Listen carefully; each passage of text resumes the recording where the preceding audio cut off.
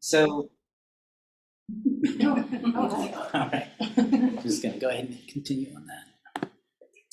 So when we started to formulate this idea for the exhibition, Angie had all the illustrations. Those were already complete. But what we thought would be really great is to show sketches or preliminary thoughts, little like scraps of thoughts.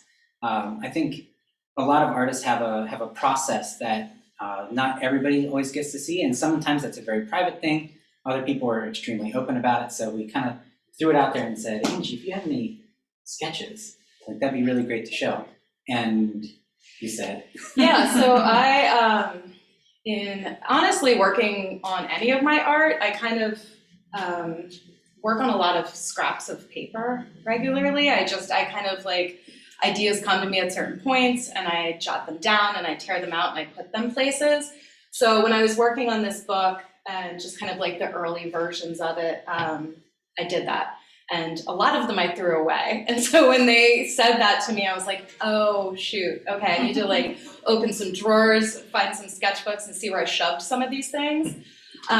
Because I'm not very kind of particular about archiving sketches. I just have them everywhere. So I actually had a drawer at school, even that I had a couple sketches from like study hall that I would work on. So yeah, I tend to just work on scraps of paper, thinking about ideas. I definitely, when I start ideas for art, I think for a really long time, like probably a painfully long time before something finally kind of comes out into some weird sketchy version. And then all of a sudden it just makes sense and I can go.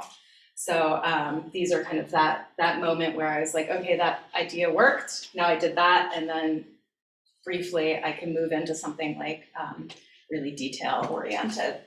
and Nicole is actually on a great slide right now in the virtual exhibition. It's this piece here. Oh, okay. And when you brought these into us, like the sketches themselves are awesome and gorgeous in their own way. And then when you matted them on the paper towels, can you talk about the paper towels for a second? Yeah, well, when I found all my parts, I kind of was unsure of how they would be displayed because Matt and Nicole were interested in seeing some of these. But interestingly, I don't save a lot of my drawings, but I save all of my paper towels.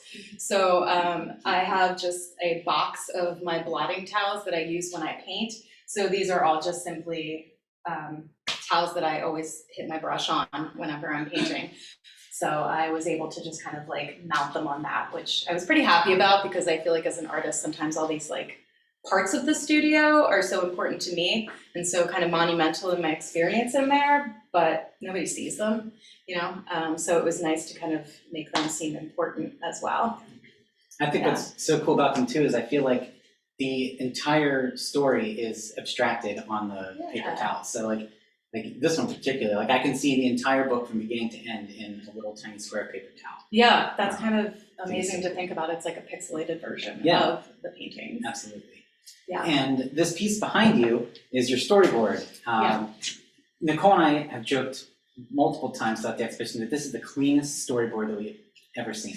Yeah. Having, you know, experience with children's books and like working through projects with students, like working out like thumbnail ideas, I've never seen a storyboard so crisp and clean. So what was this process like? Was this well, I'll let you talk. Yeah, so this was something that Hillary and I had to do for the submission to Schiffer Publishing. It was required that we had to submit the whole storyboard and then also submit one finished work of art.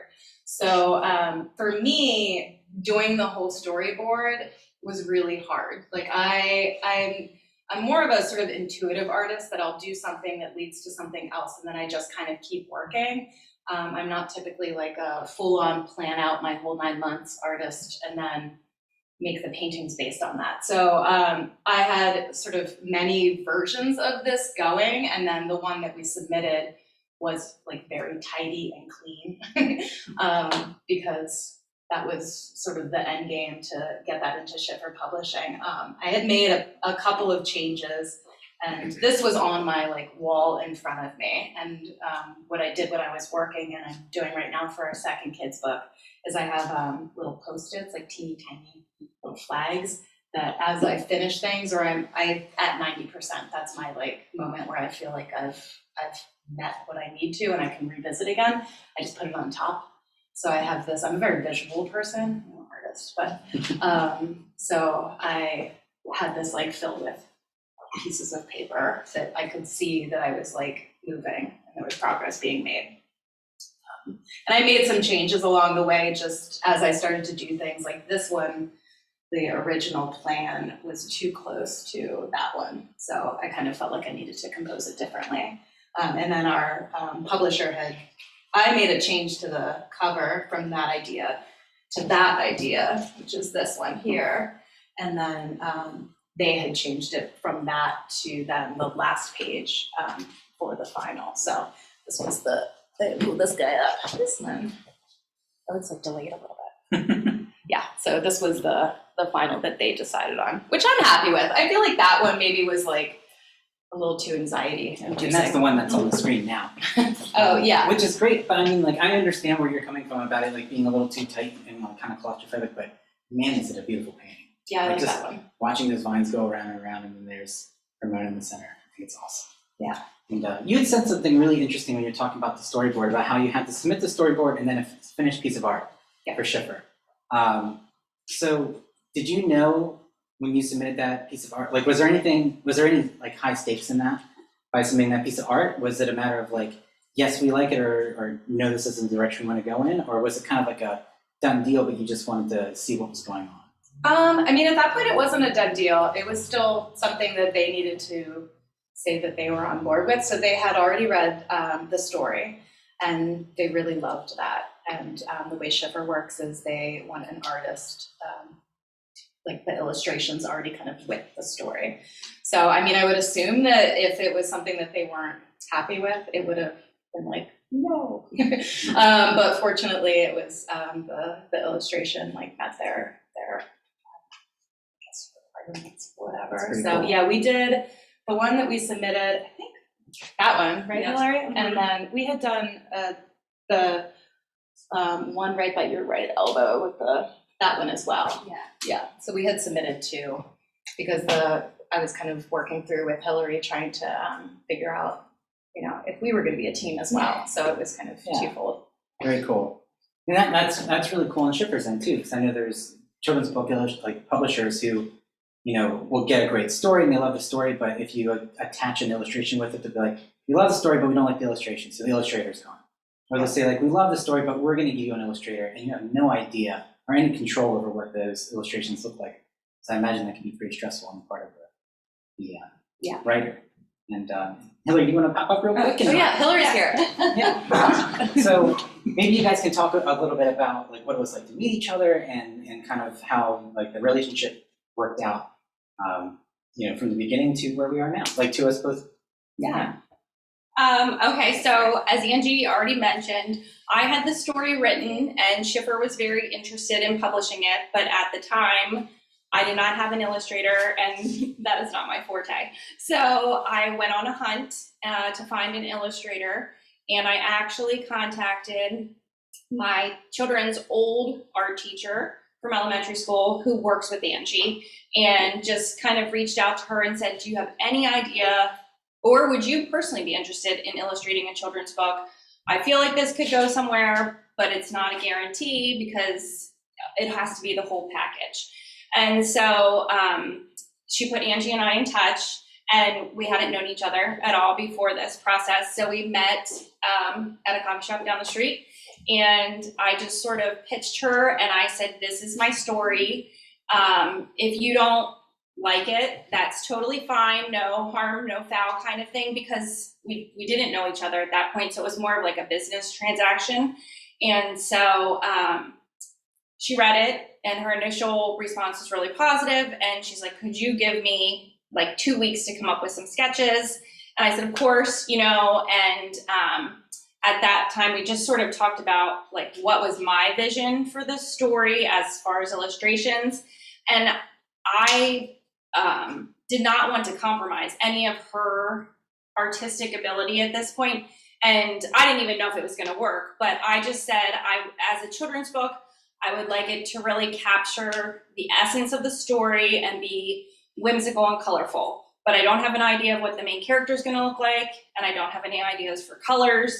So that was all on her, because I felt like each of us sort of has a role to play, and my part was the words. And if this partnership was going to work out, her part, she should have the autonomy to do what she felt was right with the pictures. So after like 2 weeks, she sent me some sketches, and I fell in love with them immediately. I showed them to my kids, and they're like, "That's it, Mom, that's it." I'm like, "That is it," right? So it was really exciting. And then from there, we just sort of started really going through the process of what does Schiffer really need from us to have a final, really composed, strong proposal for our submission. So Yeah, that was it. Yeah. I mean, I kind of, from my end, and we were both very transparent about, you know, if I don't like the book, no harm, no foul. Yeah. You know, because I didn't want to illustrate a book that I didn't feel confident about. I wasn't going to do that for the first time. It's something I didn't want to put my name on. But the second I read the book, I was like, oh, this is perfect. I love birds.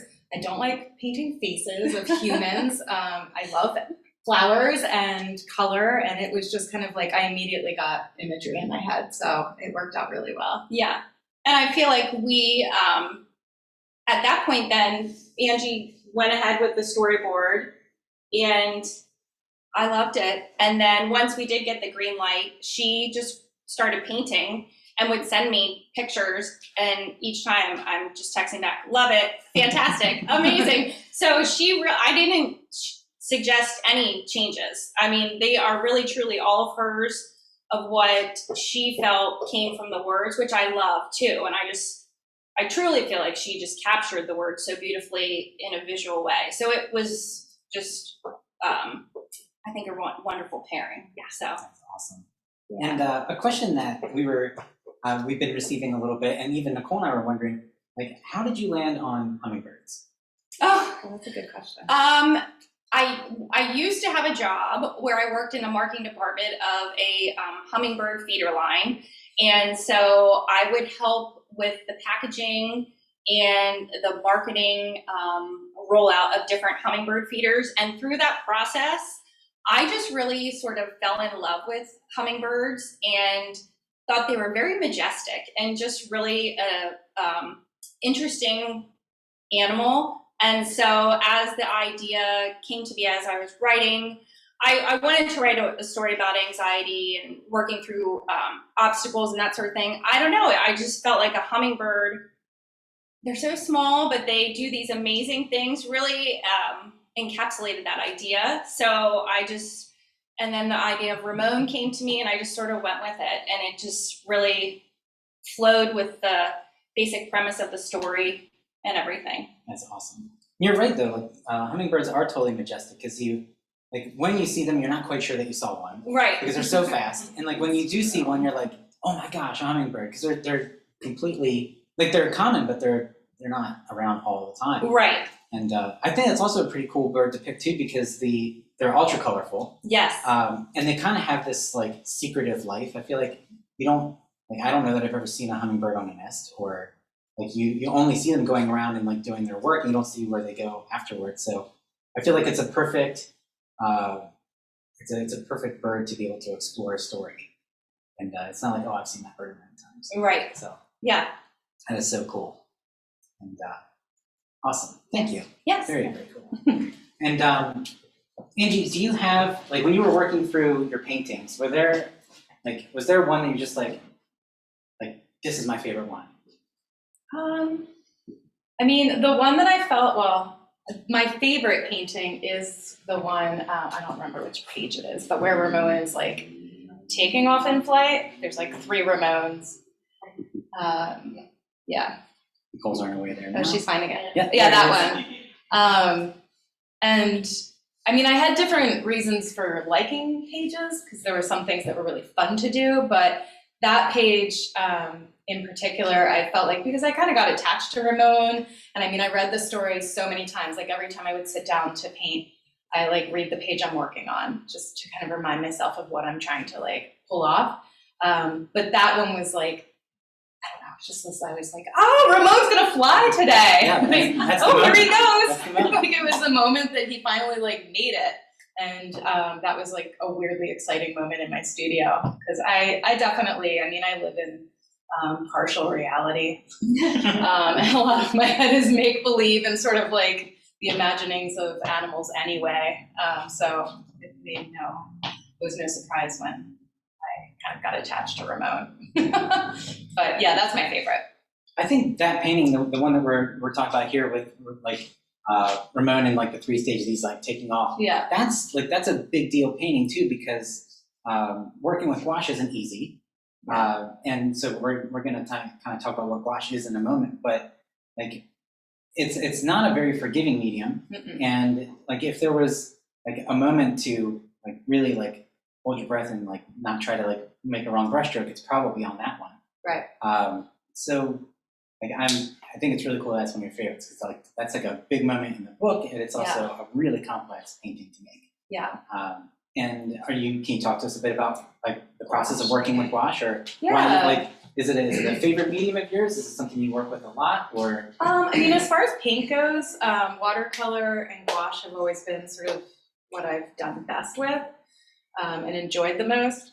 I mean, I've worked with all types of paint, but I really like the ability to sort of like reconstitute, but you're like committed once it goes down, because it's going to stay in the paper anyway. So it's this, I don't know, it creates this like perfect space in my head where I'm just balanced, because I feel like sometimes I move too fast and sometimes I move too slow.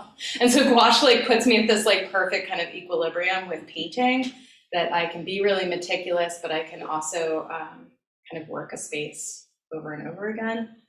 I don't know. I'm a messy, we were just talking about this the other day, like my studio space is a mess. I sort of carve out, as I'm working and I'm really into it, my table is covered in tracing paper and pencils and paint.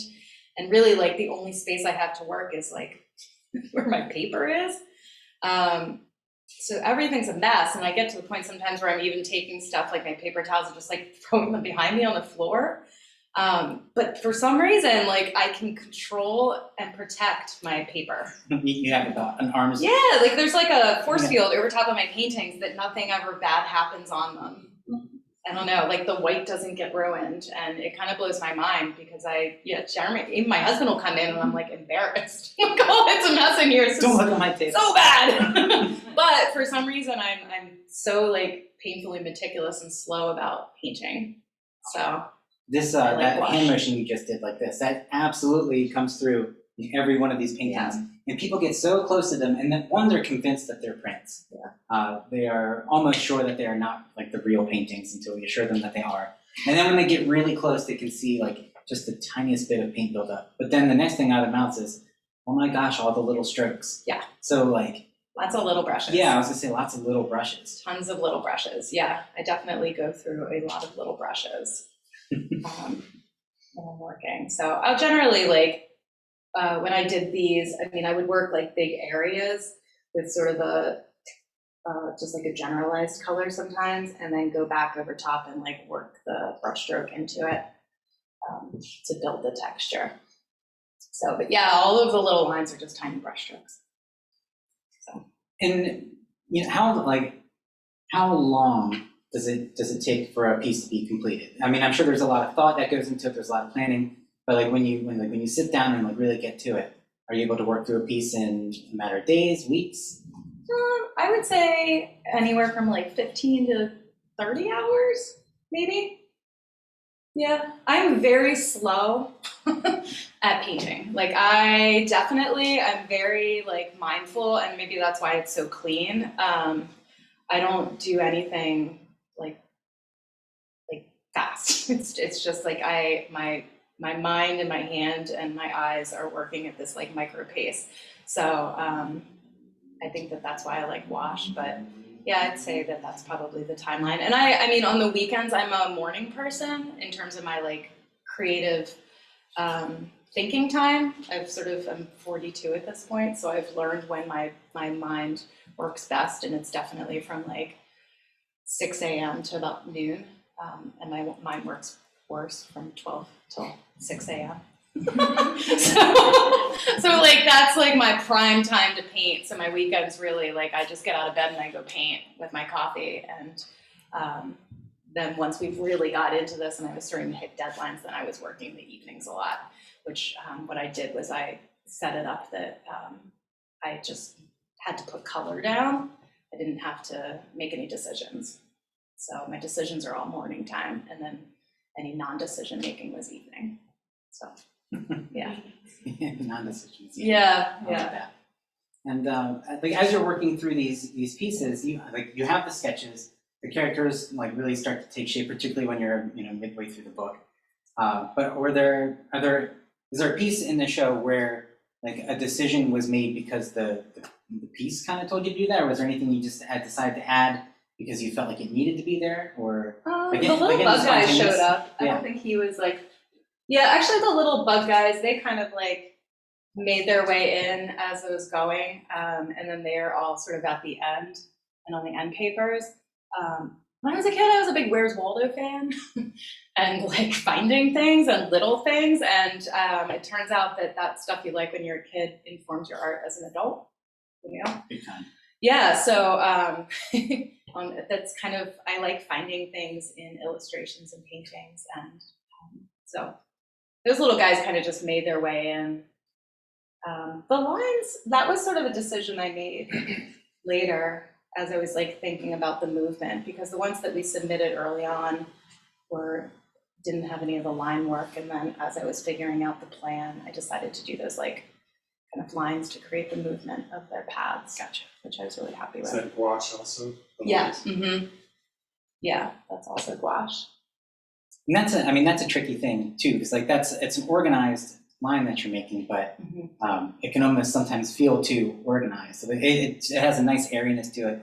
Like you can imagine the birds like like just spinning around that branch or just like having fun. Yeah. Like loops and then just kind of taking off. And I would take like plastic and put it over top and draw lines with Sharpie, so I could kind of determine like how I wanted them to go behind or in front of things without having to like draw with pencil on the paper, because paper can be kind of finicky with erasing. If you erase too much, it can make it kind of like tilly, like pull up the fibers, and then you paint on top, and then there's texture, and so I try to do as little erasing as possible.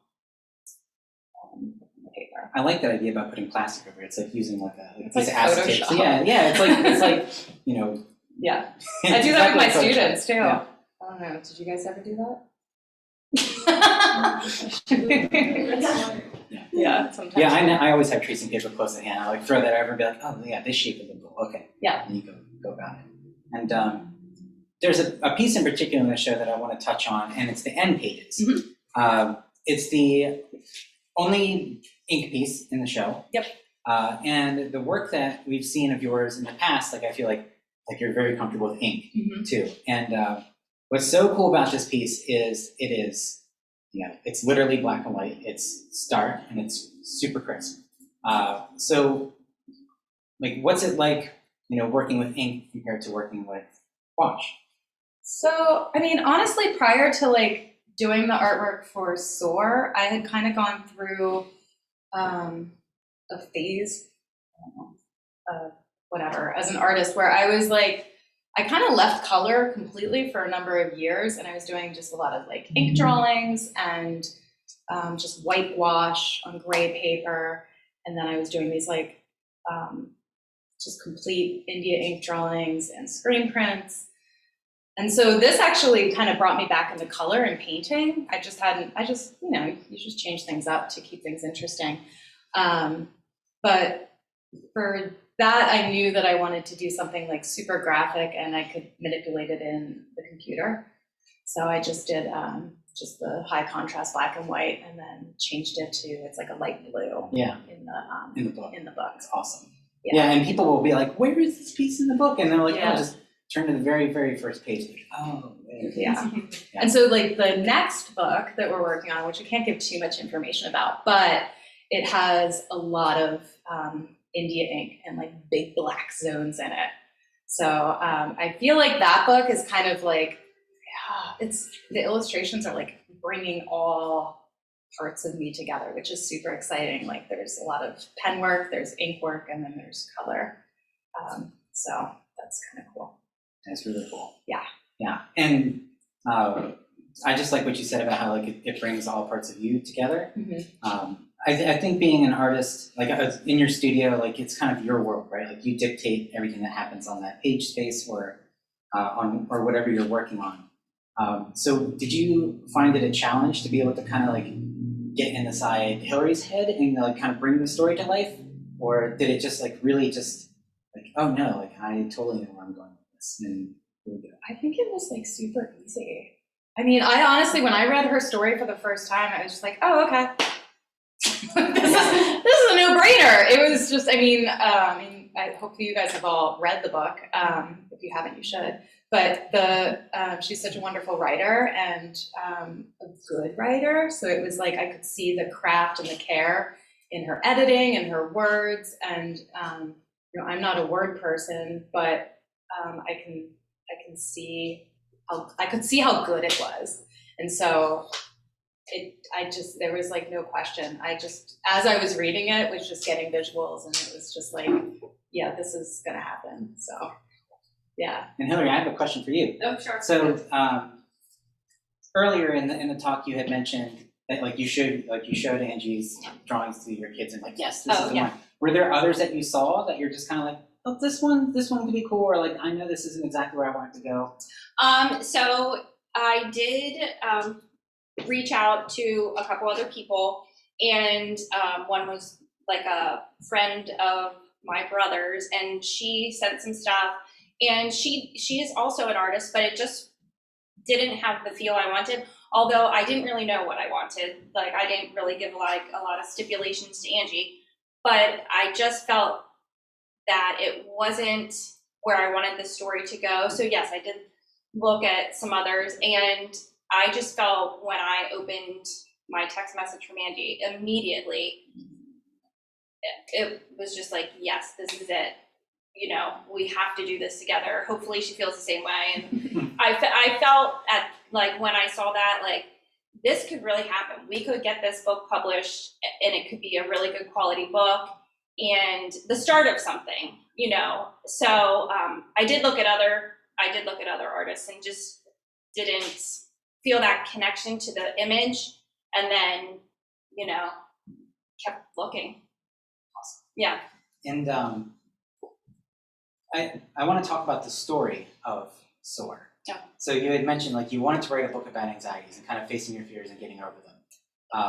I have feels like a whole other past life now where I worked at Barnes & Noble, and I exclusively worked in the children's department for years. So we would read just tons of children's books, or like I would pick up a children's book because I was also interested in being a children's book illustrator. So I would look at these books and admire the illustrations, and sometimes the illustrations are gorgeous and the words kind of fall flat, or the story was really great and the illustrations just didn't quite make it. And then the ones that are like the children's books that we all know for the rest of our lives are the ones where the two of those things really married together. But I feel like the story is what, like people be like, oh, I remember a children's book and it was about this. So like when you decided to write SOAR, like was it coming from a place of like, did you notice that there was something in children's book that was missing, or like what made you want to write the story that you read? Well, I myself have 2 children, and one of my children was suffering from anxiety, and I wasn't sure how to help him.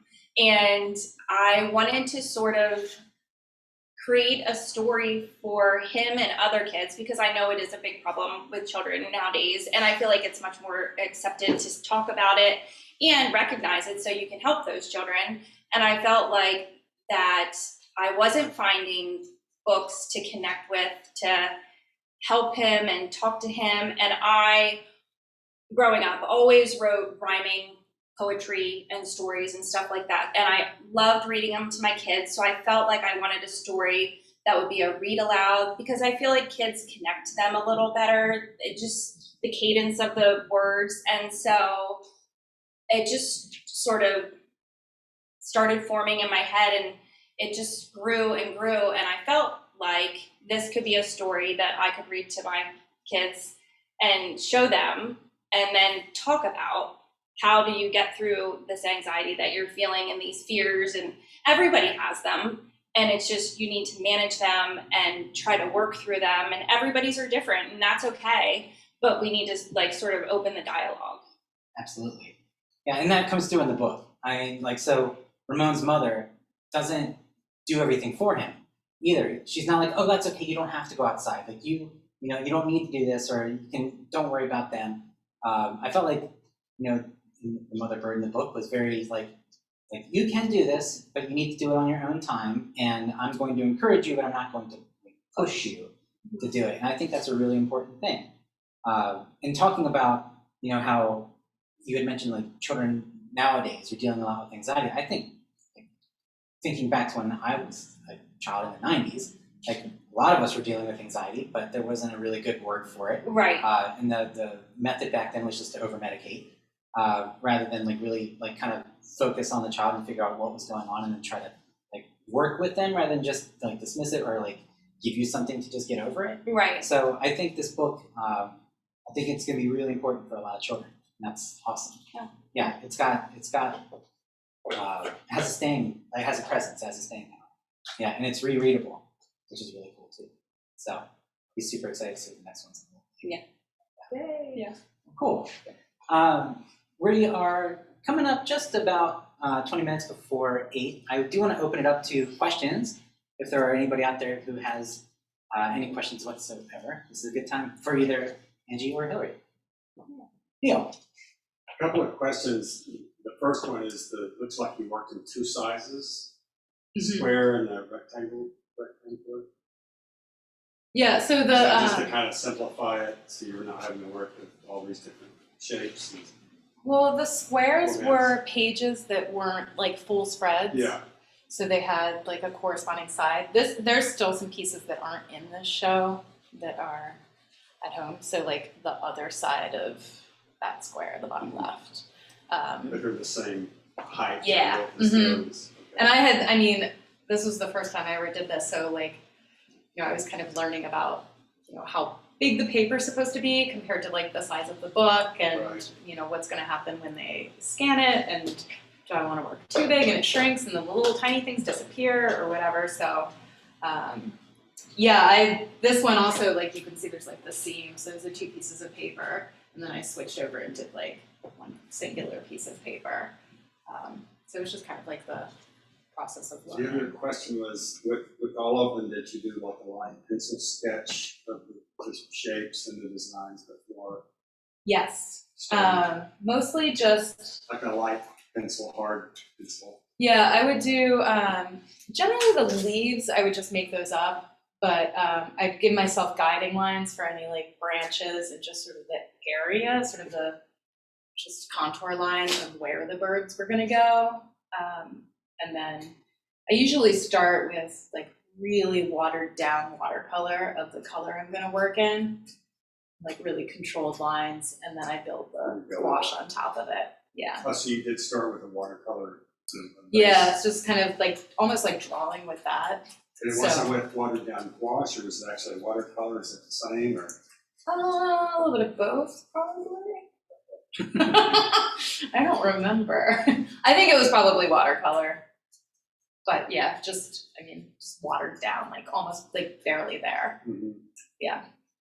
And Neil, your question actually brought up something really interesting. Angie, there are parts, there's like an anatomy of a children's book that you kind of have to keep in mind as you're working. So like you make your illustrations a little bit bigger than you need to allow for what's called bleed, which is like, you know, if the book gets, like the paper on the book gets cut, like you don't want to like not have illustration where you need to have something there. Right. But there's also a thing called the gutter, which is like the center line of the book. Mm-hmm. And so like that area where the book meets, you lose some visual information in there. So you try to have to like plan for that, right? You don't want to put anything too Right. close or Nothing like really that. important.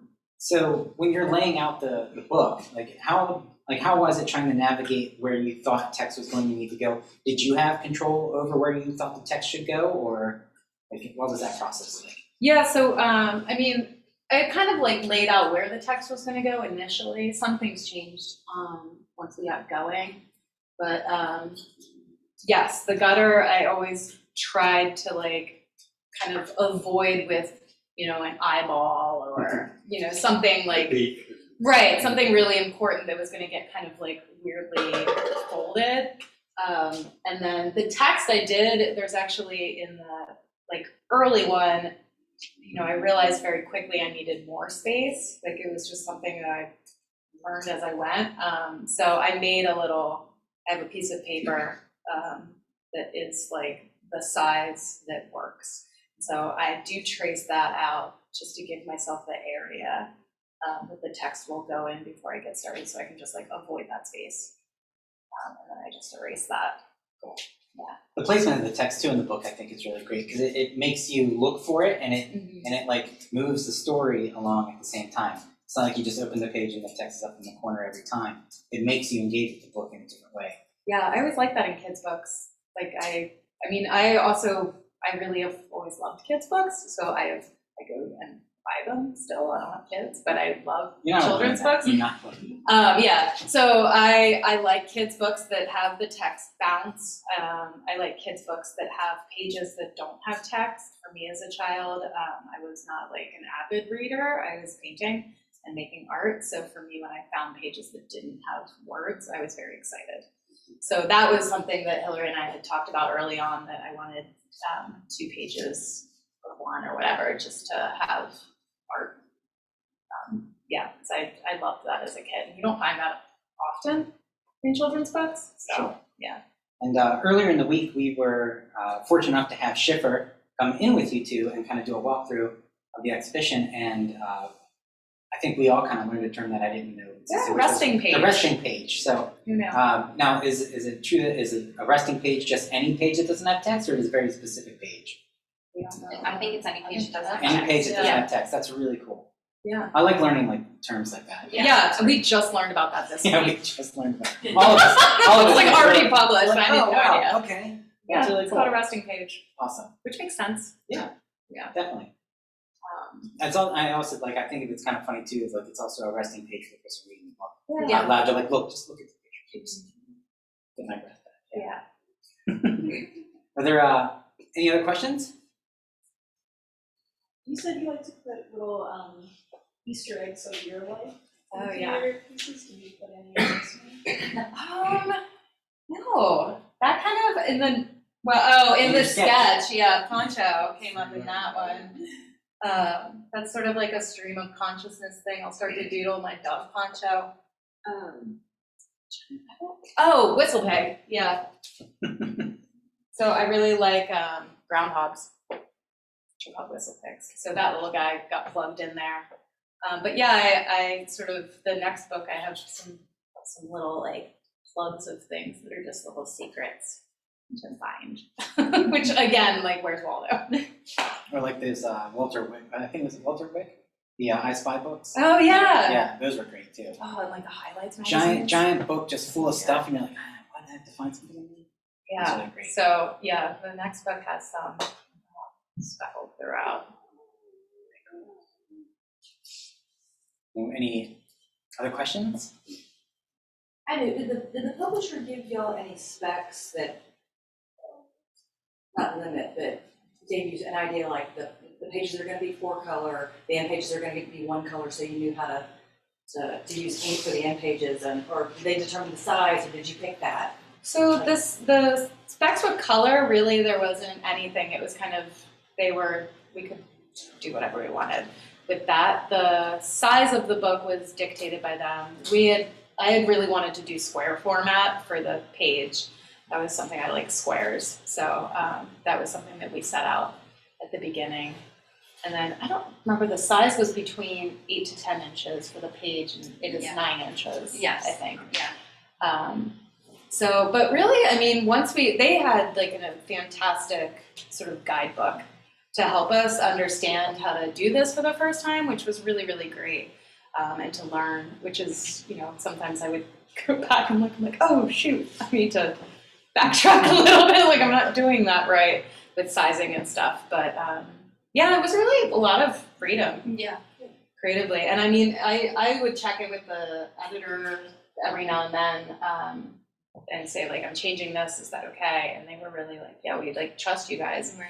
Like we accepted your proposal because it's good art and it's a good story. And so that I feel like it's like best case scenario in terms of working with a That is publisher. best case scenario, Yes. that's awesome. So Yeah. amazing, yeah, so supportive and like just trusted our sort of like creative process. Right. Pun intended, it's a storybook, like it's a fairy tale. Yeah, totally. Like that is ideal. Yeah, they're really great.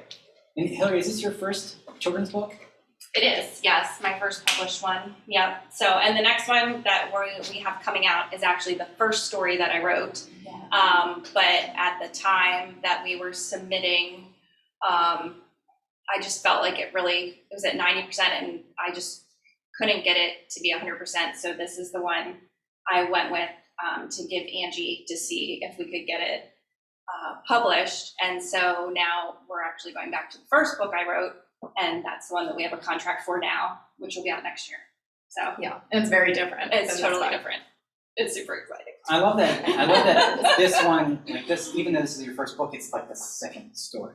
Yes. Yeah. Yeah. Oh man. Yeah. That's really cool. Yes. So, I mean, I always kind of like Angie, I was always jotting.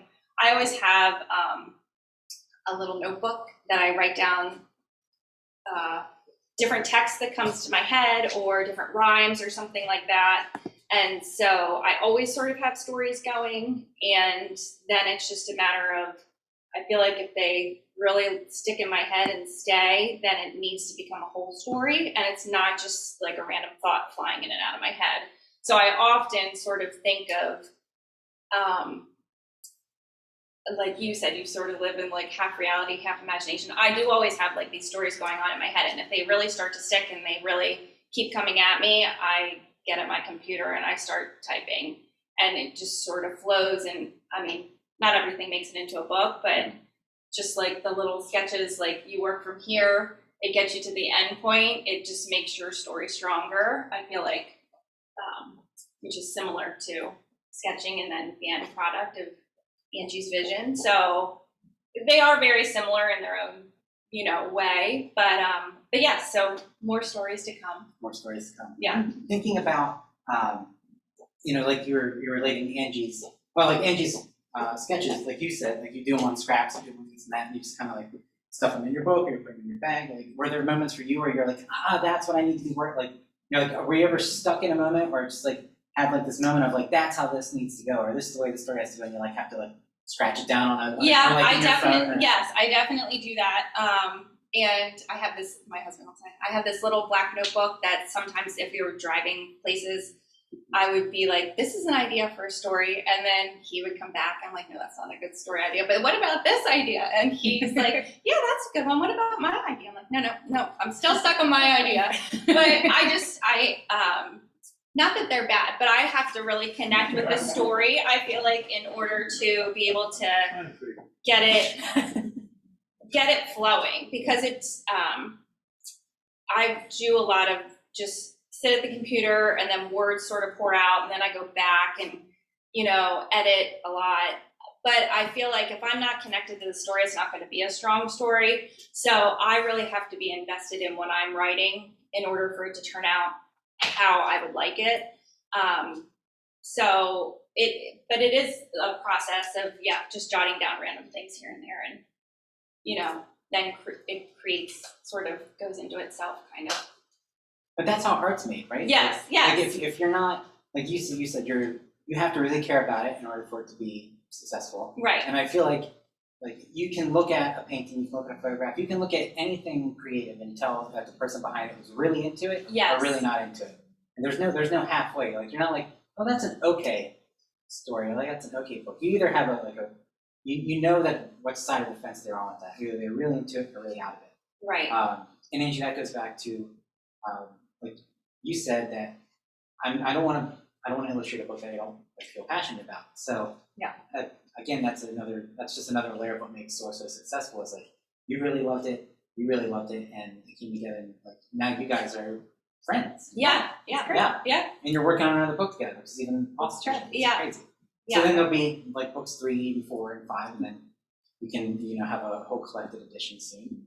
For sure. That'd be amazing. Very cool. I had a question. Oh yeah. Oh, go for it. I'm here. Yeah. Would you say that you start with like a point and expand on a story from there, or do you start big and kind of like hone your story in from a larger point? No, I would say I start with a smaller idea and then sort of branch off from there. And usually I have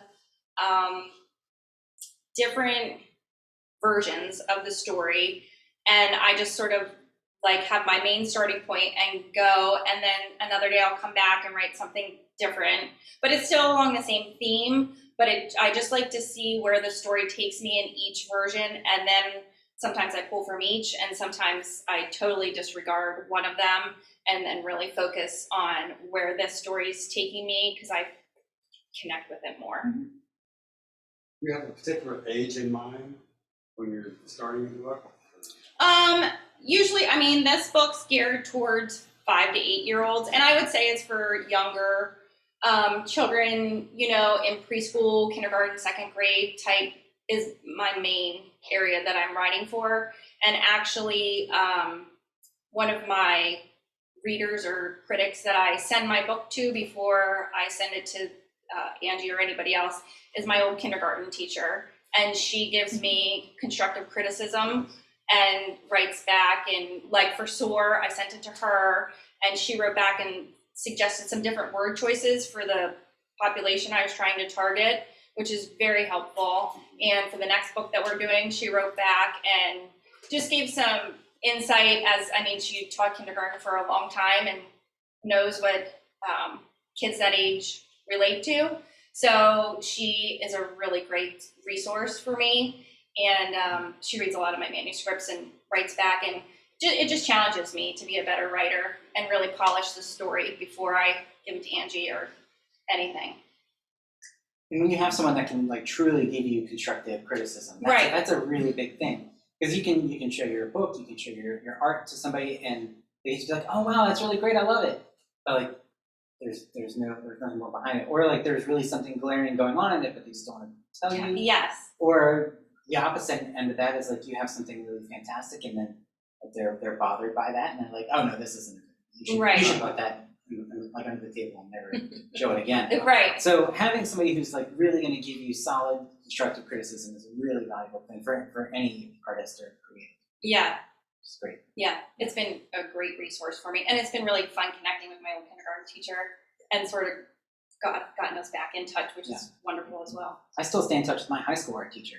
And like she was the first person that like there you go. But like, she was like one of the first people to like really like say you can do this as a profession. And a lot of art teachers in my past were like, it's just gonna be like kind of a hobby.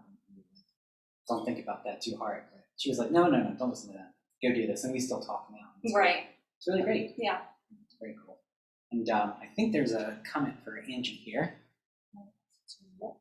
Yeah, maybe you want to hop in and take a look at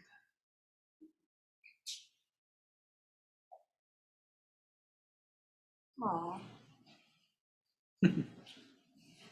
That's really nice. Thank you. Well, we are coming up on 8 o'clock. I'll make one more cast out there for any